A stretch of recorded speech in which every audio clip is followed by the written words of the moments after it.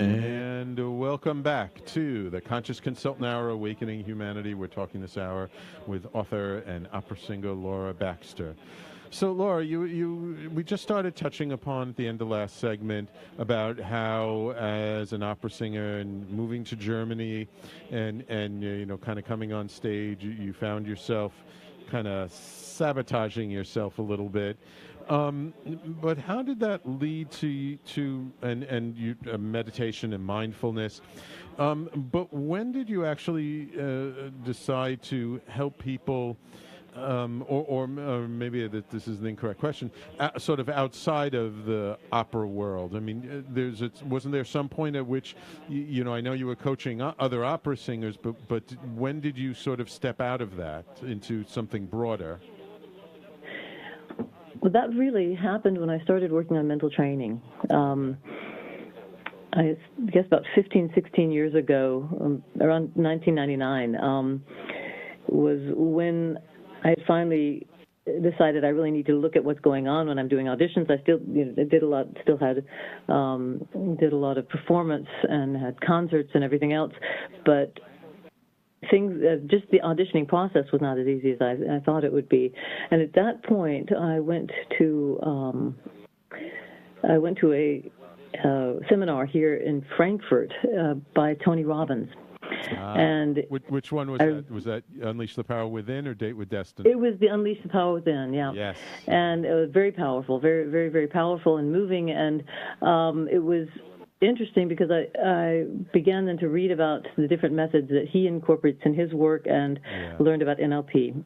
And I realized that would be to understand NLP would be to be able to understand the psychological side of performing. Basically, for those who don't know, neuro-linguistic programming has a lot to do with behavioral psychology. It's got a lot to do with understanding how we function and deciding what behaviors we want to keep, what behaviors that we want to change or improve. And in this process of learning about that, I decided it was time to get certified, and I went through all of the possible certifications. I'm actually a master trainer in NLP. Oh, are you? And then quite a few other hypnotherapy and quite a few other forms as well, just so that I could understand what really goes on in our heads. And initially, my intent was to be able to help myself, when I was doing auditions, and to help my students at the university. Right. But as soon as I began to get into this mental training world, companies actually came to me and asked me if I would work with their executives on their performance, on vocal technique, on body language, and especially, and that's my main topic, presence. So owning the room. Okay. And in my work with presence, I've found that you've got people that work on just the inner presence, and basically, meditation, staying calm, centered, and focused. And you've got other trainers that work on the outer presence, on the body language, the voice, owning the room. And I found that you really need both. Right. You can't separate one from the other. We all know people who have this incredible outer presence, right. Where they walk into a room, they own the room. We're all amazed at it, but an inner presence of really being able to be centered and focused, that ability they don't have. Right. I think we all know people also who are very calm and centered and focused and have a strong inner presence. But when it comes down to wanting to engage with others, to also show their enthusiasm for something, or give a presentation, own the room, that's more difficult for them then. Right. And so I began looking at really this whole aspect of presence and what that is. Gotcha. Okay. And so I know you've written or you've co-authored a few books prior. What was the inspiration for you to work on this new book dealing with divas? Well, that was has to do with when I work with my clients on their presentation skills, not only presentation skills, but also this whole concept of presence. Right. people that tend to come to me are people who really, they're not people who have not ever been on a stage. You know, it's not, they're people who usually have given a lot of presentations in their lives, and they feel very comfortable on stage, but they know that this situation that they're about to come into, whatever it may be, they're bringing a new product onto the market, or they're having to defend something that went wrong in the company, basically a crisis situation. They know that they're going to have to give some sort of press conference or some sort of a talk about this thing, the product or the whatever happened, and they come to me so that to work on, during this presentation, being centered and focused. In other words, also being able to remain calm as they're getting questions from journalists, questions from possibly the competition, to know if they're actually coming under attack or not. Right. And in all this work on combining the inner and the outer presence, I realized one of the things that takes us out of our center more than anything else is the other person. Uh-huh. Yeah. Yeah. That means someone who, it could be, if you're talking about stage fright, I don't want to give this talk in front of that person, or so-and-so is going to be there, so what will they think about, you know, or if it's about holding a board meeting or leading a team, very often the problems that arise in the team have to do with conflict situations between different team members. Or the fear that we may have in a presentation situation has to do with actually other people. Right. And that was the initial inspiration of this book. Gotcha. And so when did you, like, how long ago did you start working on it? Oh, about 3 years ago. Oh, okay. All right. And so, I imagine that you sort of pulled upon a lot of your own experience and working with clients to kind of formulate the ideas. Why don't you give our audience maybe, you know, what are some of the basic tenets of, you know, creating a more mindful approach? Like how do we just even get started? Like, you know, we know we're going into a meeting. We know there's somebody who's not necessarily going to be that friendly there. You know, how do we get started trying to show up in a better way and be more present? Yeah. Well, the book itself is divided into two major parts. And the first half of the book has to do with us and our inner state. And the very first part of that, I go through exactly what happens, how other people control, if you want to use that word, our minds. Mm-hmm. Now, in other words, what actually is physically happening when we're confronting or when we're coming into a situation where we have to be with this person that we don't like or don't feel comfortable around, this person that seems to take over take our space, make us feel small, or however you want to define it. Right. So the first half of the book has to do with understanding what's going on and creating an incredibly strong inner state.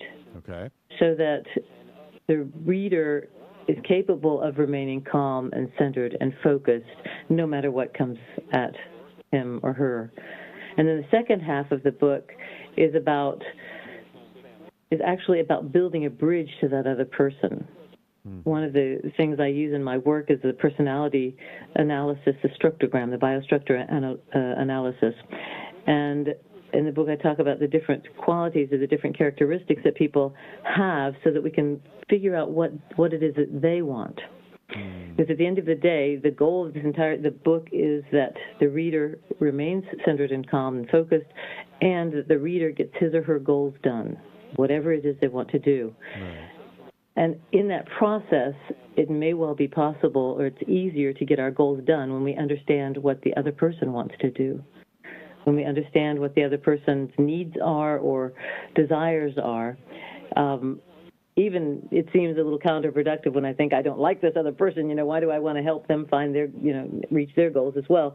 But if we understand what their goals are, then they may well be willing to help us reach our goals as well. Right, yeah. I've heard that in the past referred to as enlightened self-interest. You know, it's you know, we all basically want what we want. We all want to have a good life and do things, but most of the time, in order to achieve that, it involves other people. And if you're going to be truly selfish, then you're going to have to help a lot of other people get what they want, so that they will do their best to help you get what you want. Yeah. Yeah, I mean, with our goals, for our goals ourselves, as well as the goals of the other person and the goals of the organization. Often, I've worked with team leaders who really, at the outset, they believe that that's all the same thing. So they're working in this team, and they said, well, their goal is to get the job done. Right. And we start looking at it, and for example, one client I worked with, he was really dead set. The job is the goal of our whole thing here is to get the job done. That's it, and then we can go on to the next thing. Then we're successful. And I started asking him. I said, well, "What do you get out of this? What if the job gets done? What do you get out of it?" And in our discussion, he realized that actually, with the success of that project, it would mean that he would most likely get a promotion. So he had not just the goal of getting the job done with the team, but also being able to come into or be in a position where he would most likely get a promotion. Right. And in addition to that, there were several other what I call hidden agendas or secondary goals that he had that also would be accomplished if the, so to speak, job were done, if the team reached its goals.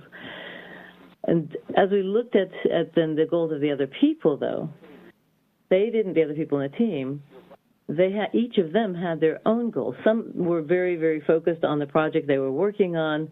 Some were very focused on their own goals and their own future in the company. And in that, it was very important that the team leader understood exactly where each and every one of them were in their mindset, in their goals, in their wishes. So you've got the goal of the person himself, the team leader. You've got the goals of these individual persons, and then of course you've got the goal of the organization, which, to put it easily, is basically to get the job done. Right. That's also putting that rather simply, because an organization can also have hidden or secondary goals, secondary agendas. Yeah, and so it's important to understand all of those goals in order to really to create a win-win. Literally a win-win-win situation. Right. Because, we have our own sort of individual goals. Like you said, like we may be looking to get a promotion by finishing this project, but that doesn't mean everybody working on the projects will get a promotion. We need to be sort of a little mindful of, well, what are all the individual rewards that different people will get for putting the extra effort in, for going the extra mile, as we like to say. Mm-hmm. Exactly. Okay. Exactly. Okay, wonderful. All right, let's take our next break, and when we come back, maybe you can give us some examples of clients that you've worked with and, how to deal with that difficult person, whether they're a coworker, a boss, or a subordinate, and, what are some things we can do when we are confronted with somebody who's just being very obstinate, okay? Mm-hmm. All right, gladly. So everybody, please stay tuned. You're listening to the Conscious Consultant Hour, Awakening Humanity, and we'll be right back after these messages.